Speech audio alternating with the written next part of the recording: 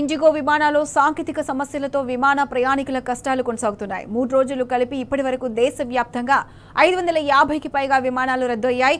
రద్దయిన విమానాల్లో ముంబై, పూణే, బెంగళూరులో కలిపి 330 విమానాలు క్యాన్సిల్ అయ్యాయి. ఒక్క ముంబైలోనే 104 విమానాలు రద్దు కాగా అందులో 53 బయలుదేరేవి, 51 ముంబై ఎయిర్పోర్ట్కి వచ్చేవి ఉన్నాయి. హైదరాబాద్, శంషాబాద్ ఎయిర్పోర్ట్లోనూ 48 ఇండిగో విమానాలు రద్దయ్యాయి. విమానాల ప్రయాణ సేవలో అంతరాయంతో ప్రయాణికులు తీవ్ర ఇక్కట్లు ఎదుర్కొంటున్నారు.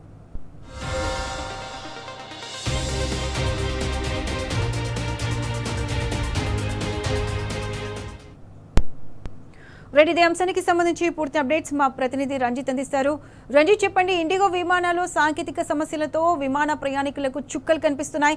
అయితే ఇంతవరకు ఇండిగో విమానాల్లో ఏదైనా అప్డేట్ ఇవ్వడం ఏమైనా జరిగిందా? పూర్తి అప్డేట్స్ ఏంటి?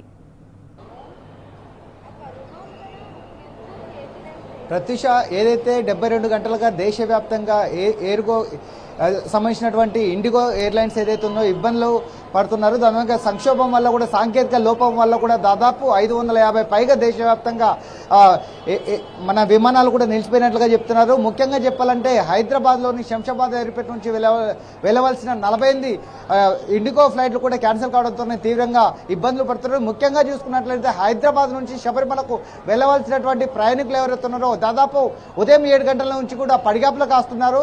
వాళ్ళు దాదాపు ఇబ్బందులు పడుతూ, అంటే భిక్ష చేసుకోవడానికి కావచ్చు, ఉదయం అల్పాహారం చేసుకుని వచ్చినటువంటి భక్తులు కనీసం వాళ్ళు చేసుకోవడానికి, భిక్ష చేసుకోవడానికి కూడా వసతులు లేకపోవడం, దాంతో పాటుగా ఒక్కసారిగా క్యాన్సిల్ కావడంతో వచ్చేసి దాదాపు 1000 రూపాయలు కొన్నటువంటి ఫ్లైట్ టికెట్ క్యాన్సిల్ కావడం, దాంతో పాటుగా వచ్చేసి వెళ్ళడానికి కూడా ఫ్లైట్ లేకపోవడంతో ఇబ్బందులు పడుతున్నాం. ప్రస్తుతానికి మనం శంషాబాద్ ఎయిర్పోర్ట్లో ఉన్నాము. ఎయిర్పోర్ట్లోకి వచ్చిన భక్తులతో మాట్లాడే ప్రయత్నం చేద్దాం. అమ్మ, నువ్వు ఎప్పుడు వచ్చావు ఎయిర్పోర్ట్కు? ఎక్కడికి వెళ్తున్నావు?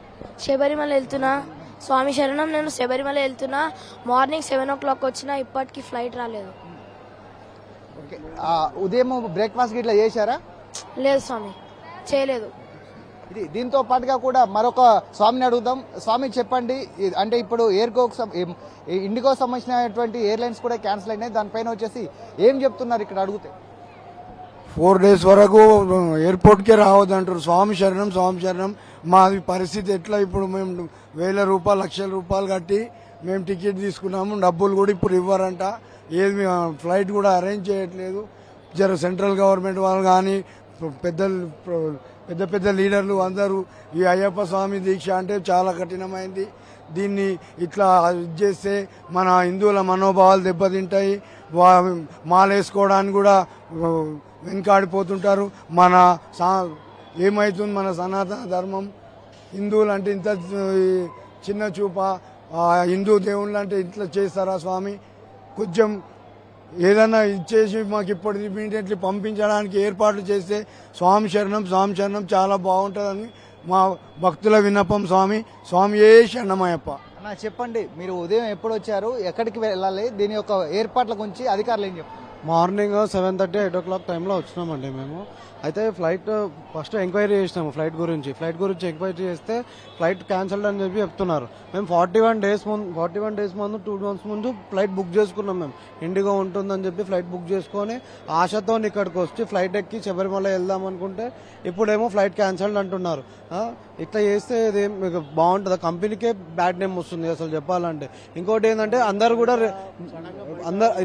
ఏంటంటే రెస్పాన్సిబుల్ కావాలి అందరు కూడా. రేవంత్ రెడ్డి గారిని ఒకరినే కోరుకుంటున్నాను, మేము మా స్వాముల పరిస్థితి చూసి ఇట్లాంటి మళ్ళీ ఇంకోటి కాకుండా జర మాకు ఏదైనా ఫ్లైట్ కానీ ఏర్పాటు చేస్తే బాగుంటుంది అని చెప్పి రేవంత్ రెడ్డి సార్ని, సీఎం గారిని, పైన పెద్ద మనుషులు ఎవరున్నారో వాళ్ళందరినీ తరఫున కోరుకుంటున్నాను. ఇప్పుడు మాకేదన్నా కనీసం ఫ్లైట్ ఏదన్నా అరేంజ్ చేస్తే బాగుంటుంది అనుకుంటే చాలా మంది స్వాములు ఉన్నారు, మేమే కాదు.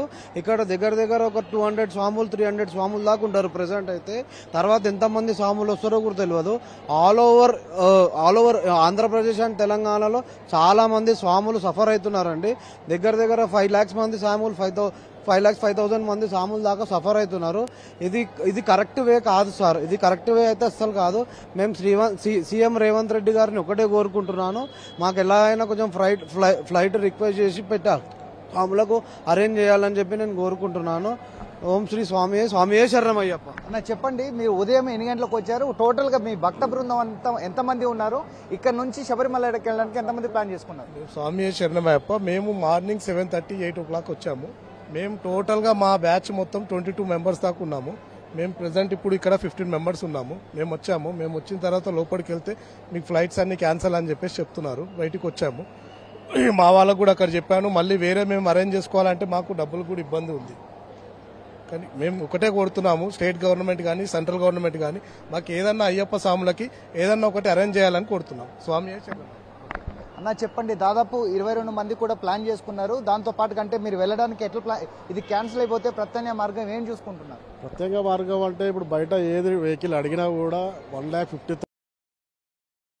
మేము ఆల్రెడీ డబ్బులు కట్టిన తర్వాత ఇప్పుడు రిఫండ్ అంటే 3 days 4 days పడుతుంది.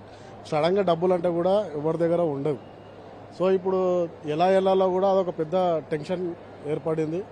మార్నింగ్ నుంచి భిక్ష లేదు, ఏం లేదు, ఇదే టెన్షన్లో తిరుగుతున్నాము. ఒకరు ఇప్పుడు సడన్గా ఒకటేసారి క్యాన్సిల్ అని చెప్తే అందరు ఇప్పుడు చాలా మంది స్వాములు కూడా బ్యాక్ వెళ్ళిపోయారు. ఇలా అయితే చాలా ఇబ్బందికరంగా ఉంది స్వాములకు. సివిల్ అంటే ఏదైనా వేరే టెంపరీగా వెళ్ళొచ్చు, కానీ ఇప్పుడు స్వాములు ఇరుముడి కట్టిన తర్వాత వన్స్ ఒక్కసారి బ్యాక్ వెళ్ళలేము కదా.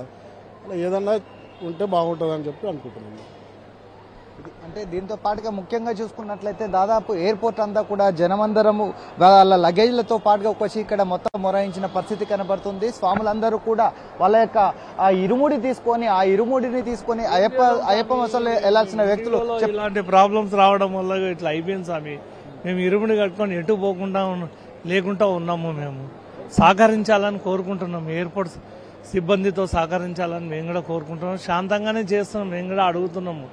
అది అంటే ఎయిర్పోర్ట్కు ఉదయం 7 గంటలకు వచ్చినటువంటి స్వాములందరూ కూడా వాళ్ళ యొక్క అంటే ఉదయం పూజలు చేసుకొని కూడా ఎయిర్పోర్ట్కు వచ్చేసి వెళ్ళవలసిన వాళ్ళు ఓన్లీ ఉదయం కావాల్సినటువంటి అల్పాహారం చేసుకుని వస్తే వాళ్ళకు కనీసం భిక్ష కూడా చేసుకోలేనటువంటి ఏదైతే భక్తులు ఉన్నారో భక్తులందరూ కూడా ఇబ్బందులు పడుతున్నారని చెప్తున్నారు. దాంతో పాటుగా మనం విజువల్లో చూసుకున్నట్లయితే ఇండిగోకు సంబంధించినటువంటి ప్రయాణికులందరూ కూడా ఎక్కడికక్కడ వాళ్ళ యొక్క లగేజ్ బాక్స్లతో పాటుగా వచ్చేసి ఇక్కడ దాని యొక్క సమాచార కేంద్రం దగ్గర కూడా అందరూ కూడా బార్లు తీసిన పరిస్థితి కనబడుతుంది. ఏది ఏమైనప్పటికీ దాదాపు 3 రోజులుగా కూడా ఇబ్బందులు పడుతున్నటువంటి ప్రయాణికులకు ప్రత్యామ్నాయ మార్గం లేకపోవడం, దాంతో పాటుగా ఫ్లైట్ ఆల్రెడీ కూడా బుకింగ్ చేసుకున్న తర్వాత క్యాన్సిల్ చేయడంతో పాటుగా వాళ్ళకు ప్రత్యామ్నాయ మార్గం లేకపోతే ఇబ్బంది పడుతున్నారు. చెప్పండి, మీరు ఎక్కడికి వెళ్ళాలి, ఎప్పుడు వచ్చారు ఇక్కడికి? हिंदी में बोलो भोजपुरा वाला है।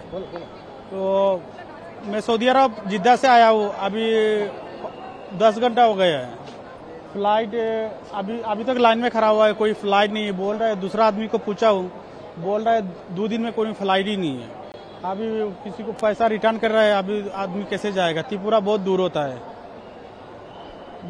उधर उबर में टैक्सी पूछा, बोल रहा है 85,000 लगेगा। दूसरा फ्लाइट दिया हम लोगों को, हम लोग किधर जाए? हम लोग का घर बहुत दूर है। ఇది అంటే దాదాపు ఇక్కడ నుంచి దూర ప్రాంతాలకు వెళ్ళవలసిన వ్యక్తులకు త్రిపుర మార్గం నుంచి కూడా వెళ్ళమని కొంతమందికి చెప్తున్నారు. దాంతోపాటు ప్రత్యామ్నాయ మార్గం లేక కూడా ఇబ్బందులు పడుతున్నారని చెప్తున్నారు. ఇక్కడికే చూసుకున్నట్లయితే ఏదైతే మనం విజువల్లో చూసినామో ఏదైతే లగేజ్ ఉందో ఆ లగేజ్ లేకపోవడము, దాంతో పాటుకు వచ్చేసి స్థానికంగా ఉన్నటువంటి అంటే ప్రత్యామ్నాయంగా వచ్చేసి ఫ్లైట్లు ఏర్పాటు చేయకపోవడంతో ఇబ్బందులు పడుతున్నారని చెప్పేసిన పరిస్థితులు మనకు కనబడుతున్నాయి.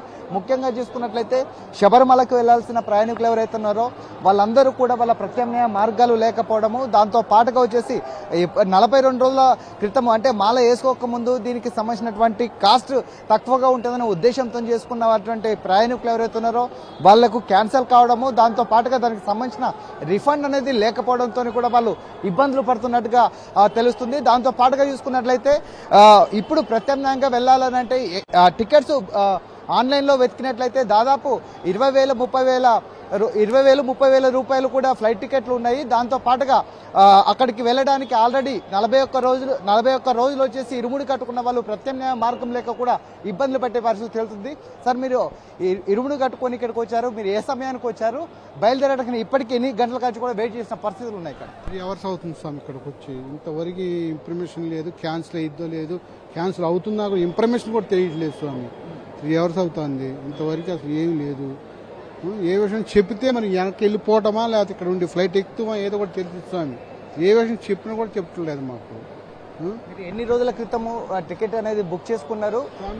20 days బ్యాక్ టికెట్లు బుక్ చేసుకున్నాం స్వామి. 20 days బ్యాక్ బుక్ చేసుకున్నాం. ఈరోజు 3:55కి కొచ్చి ఫ్లైట్ మాది.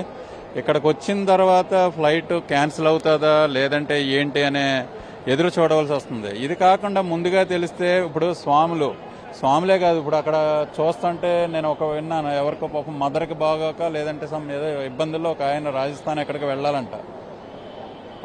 మరి అటువంటి